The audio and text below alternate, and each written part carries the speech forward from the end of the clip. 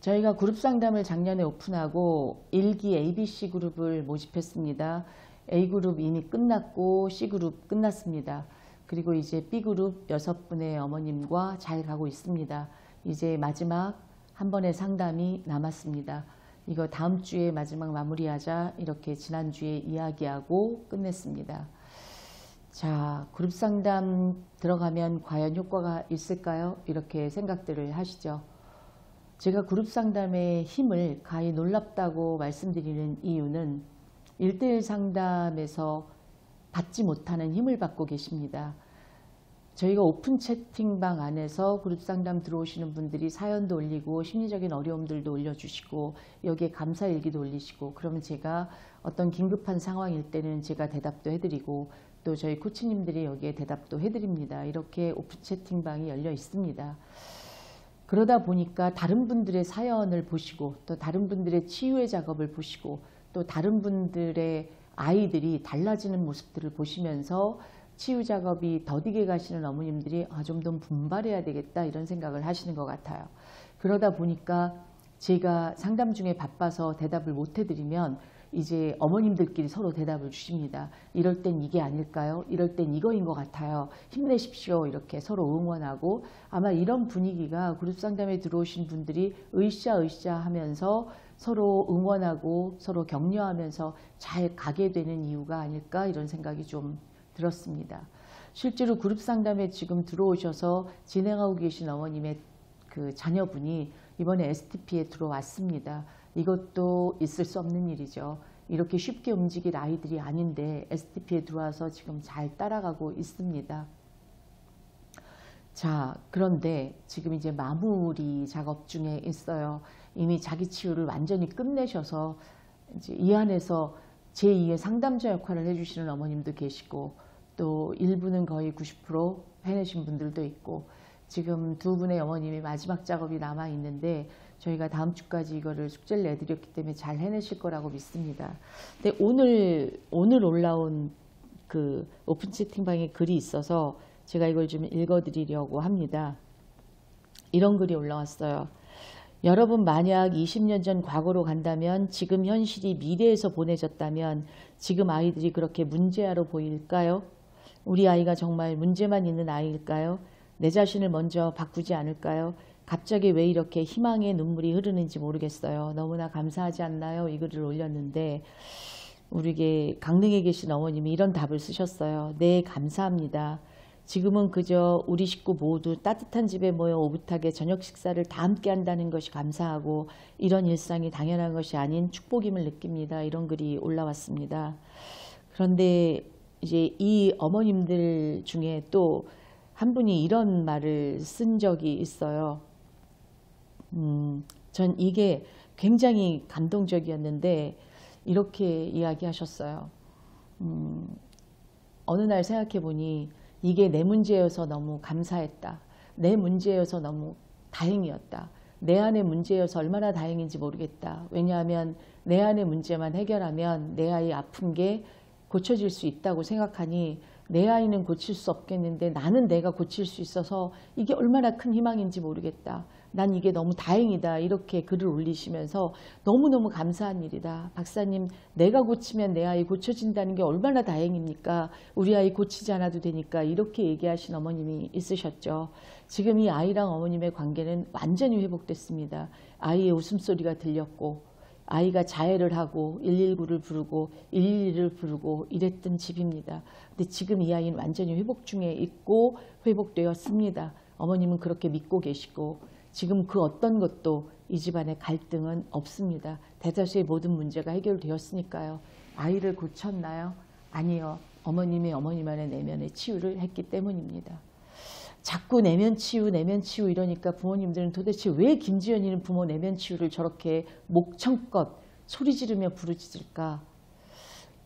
제가 아주 쉽게 설명해 드리겠습니다.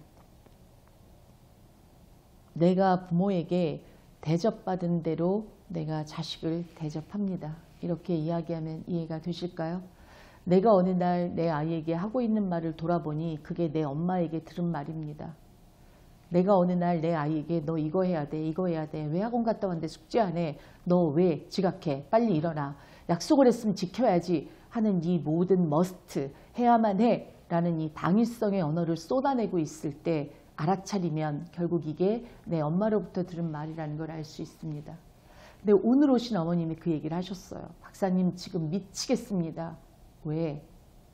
내 의식은 이러면 안 돼라고 이야기하고 있고 저 아이를 이해해야 돼라고 이야기하고 있고 저 아이는 얼마나 힘들까 이야기하고 있는데 내 무의식 중에 불쑥 그럼에도 불구하고 약속했잖아. 왜 약속 어겨? 이러면서 비난하고 그러면서 딱 아이의 언어로 아이의 수준으로 내려가서 아이를 비난하고 그러다가 격투기하고 그렇게 지난주에도 난리법석을 떨었습니다. 도대체 나는 왜 맨날 결심하고 무너질까요? 결국 또 무너진 내 모습을 보면 나는 아무리 노력하고 애써도 안 되는 인간인가 봐요. 이러고 울고 가셨습니다. 안 되는 인간이 아니라 그렇게 나를 기른 내 엄마와 나와의 관계를 풀어내지 않고는 나는 여전히 엄마의 말을 아이에게 하고 있다는 걸 인지하시고 내 엄마와 내 관계를 풀어내셔야 하는 겁니다. 이렇게 설명드렸는데도 이 말씀을 하시는데 전 기절하는 줄 알았습니다. 내 부모는 시간이 얼마 남지 않았는데 나와 내 부모의 관계, 내 부모가 나를 그렇게 심리적으로 학대했다고 그럼 이 관계를 풀기 위해서 내가 결국 내 부모를 원망해야 되는 상황이라면 내 부모의 시간은 얼마 남지 않았는데 그걸 꼭 해야 되나요? 이렇게 얘기하시길래 아, 내 부모와의 시간이 얼마 남지 않아서 난 부모가 내게 준 상처를 다 덮고 가겠다고요? 그러면 내 부모가 죽을 때까지 내 아이가 몇 살쯤 될까? 내 아이가 40이 돼도 어머님은 그냥 내 부모와의 관계는 그 불쌍한 노인네들과의 관계는 풀고 싶지 않기 때문에 내 자식을 방치하시겠다. 그래서 결국 내 자식도 삶은 열심히 살아야 되고 성실하게 살아야 되고 최선을 다해야 되고 이런 생각 속에 빠져서 인생을 불행하게 살게 그렇게 두실 거냐고 물었더니 그냥 하염없이 울기만 하셨습니다. 내적 치유는 이래서 필요한 겁니다. 결국 내 안에 뭐뭐 해야만 돼 라고 이야기한 부모의 말이 사라질 때 내가 자식에게 더 이상 너 이거 해야만 돼 라고 강요하지 않습니다. 그런데 부모와 자식과의 관계가 그냥 이런 심리상담 몇 번으로 회복되길 바라신다면 이건 너무 큰 욕심입니다. 내가 지금 40평생, 50평생 살면서 부모와 관계 맺은 그 관계의 습관이라는 게 있는데 그 습관대로 내 아이를 기르고 있는데 이게 몇 번 이렇게 해결되지 않습니다. 그래서 내적 치유가 필요한 겁니다. 그나마도 10번의 이 심리 코칭만으로 그 내적 치유가 된다는 것도 기적입니다. 실제로 이러한 일들은 아주 손쉽게 볼 수 있습니다. 저희 마음숲에서는. 그러면 해내셔야죠. 내 안에 썩은 물이 고여서 결국 내가 이쁜 말을 할 수 없다 그러면 내 안에 썩은 물을 치우는 게 먼저이지 내 아이가 잘해야지만 내가 잘할 수 있다는 건 너무나 이기적인 논리입니다. 결국 내 아이와 나의 관계 패턴을 읽고 나면 그것이 나와 내 엄마의 관계 패턴이었다는 걸 알게 되실 겁니다. 내가 왜 이 아이에게 이런 말을 하고 있지? 나는 왜 이런 생각을 할까? 나는 왜 내 아이의 행동을 보면 항상 그 마지막이 너무 절망적이지? 아, 그건 나에게 늘 너 이렇게 하지 않으면 인생 망하는 거야 얘기했던 우리 엄마가 있었구나. 이렇게 알아차리시라고 말씀드리는 겁니다. 오늘 제가 이 어머님께 드린 말씀 그대로 말합니다. 열심히 살아야 되는 거 아닌가요? 열심히 살아야 되는 거 맞죠? 근데 제가 오늘 많이 아파요. 그런데 어머님 제가 지금 열심히 사는 걸로 보입니까? 박사님 많이 아픈데 열심히 살아야 되니까 나오신 거 아니냐고. 아니 전 열심히 살러 나오지 않았어요. 아플 때 이 일을 하면 굉장히 기쁘고 즐겁기 때문에 하는 겁니다. 열심히 사는데 편안하시면 열심히 살아도 되는데 열심히 사는데 편안하지 않은데 애한테 열심히 살으라고 왜 얘기하시죠? 최선을 다해서 살아야 되나요? 최선을 다해서 사는 게 맞죠. 누군가는 최선을 다해서 삶이 즐거울 수 있습니다. 그런데 누군가는 최선을 다하는 게 버거울 수 있습니다. 버겁다면 최선을 다하지 않아야 되는 게 맞지 않나요? 성실하게 살아야 되나요? 그게 맞죠. 성실한 게. 누군가는 성실하게 살면서 그 자체가 자기 자신의 동기부여가 되고 누군가는 성실하게 살아서 성공을 향한 높은 목표를 향해 달리는 것이 버겁지 않다면 성실하게 사는 게 맞습니다.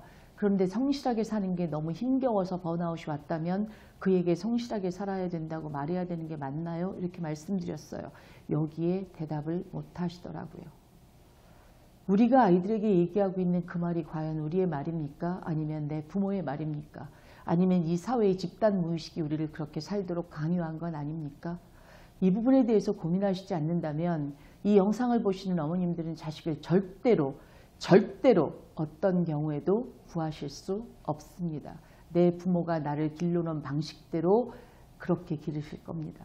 그러나 내가 고분고분한 딸이었다면, 그래서 내 딸에게도 그걸 요구한다면 여러분들은 그 성과를 기대하실 수 없습니다. 왜냐하면 이 사회가, 이 시대 청소년들이 고분고분하게 크도록 이 미디어의 발달로 그렇게 만들지 않았습니다. 그래서 아이들은 이제 내 안에 나를 찾는 걸 적극적으로 할 아이들이기 때문에 여러분이 자라온 방식을 아이들에게 강요한다고 이 아이들이 그걸 따라서 할 리 만무합니다.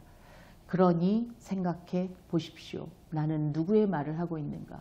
내 엄마의 말인가? 내 안에 내 말인가? 여기에 답이 있습니다.